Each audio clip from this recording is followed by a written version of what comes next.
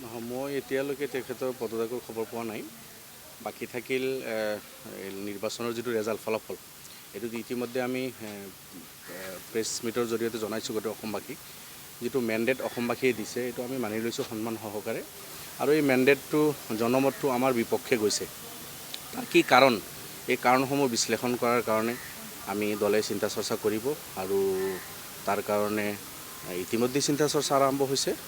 আৰু ভালদৰে আমি ফহিয়াই চাম যে কি কাৰণত মানুহে আমাক জনমত আমাৰ পক্ষত নাহিল, সেই কাৰণসমূহ আমি উলিয়াম আৰু যি ভুল হৈছে সেইখিনি শুধৰণি কৰি দলটো আকৌ শক্তিশালীভাৱে জনগণৰ ওচৰত লৈ যোৱাৰ কাৰণে আমি প্ৰয়াস কৰিম, চেষ্টা কৰিম। নহয়, মই এতিয়ালৈকে তেখেতৰ পদত্যাগৰ খবৰ পোৱা নাই।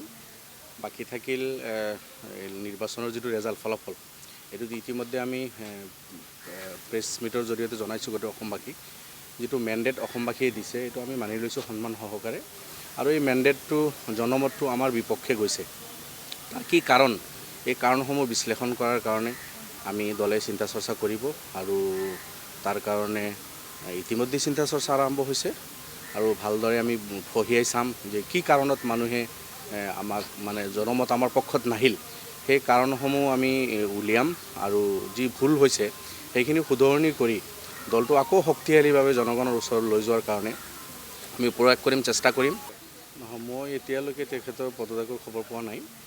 বাকী থাকিল নিৰ্বাচনৰ যিটো ৰেজাল্ট ফলাফল, এইটো ইতিমধ্যে আমি প্ৰেছ মিটৰ জৰিয়তে জনাইছোঁ গোটেই অসমবাসীক। যিটো মেণ্ডেট অসমবাসীয়ে দিছে এইটো আমি মানি লৈছোঁ সন্মান সহকাৰে।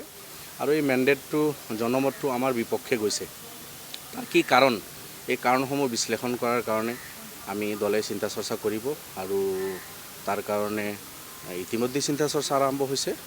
আৰু ভালদৰে আমি ফহিয়াই চাম যে কি কাৰণত মানুহে আমাক জনমত আমাৰ পক্ষত নাহিল, সেই কাৰণসমূহ আমি উলিয়াম আৰু যি ভুল হৈছে সেইখিনি শুধৰণি কৰি দলটো আকৌ শক্তিশালীভাৱে জনগণৰ ওচৰত লৈ যোৱাৰ কাৰণে আমি প্ৰয়াস কৰিম, চেষ্টা কৰিম। নহয়, মই এতিয়ালৈকে তেখেতৰ পদত্যাগৰ খবৰ পোৱা নাই। বাকী থাকিল নিৰ্বাচনৰ যিটো ৰেজাল্ট ফলাফল, এইটো ইতিমধ্যে আমি প্ৰেছ মিটৰ জৰিয়তে জনাইছোঁ গোটেই অসমবাসীক। যিটো মেণ্ডেট অসমবাসীয়ে দিছে এইটো আমি মানি লৈছোঁ সন্মান সহকাৰে। আৰু এই মেণ্ডেটটো জনমতটো আমাৰ বিপক্ষে গৈছে।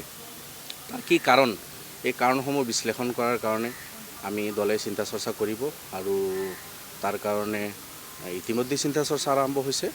আৰু ভালদৰে আমি ফহিয়াই চাম যে কি কাৰণত মানুহে আমাক জনমত আমাৰ পক্ষত নাহিল, সেই কাৰণসমূহ আমি উলিয়াম আৰু যি ভুল হৈছে সেইখিনি শুধৰণি কৰি দলটো আকৌ শক্তিশালীভাৱে জনগণৰ ওচৰত লৈ যোৱাৰ কাৰণে আমি প্ৰয়াস কৰিম, চেষ্টা কৰিম।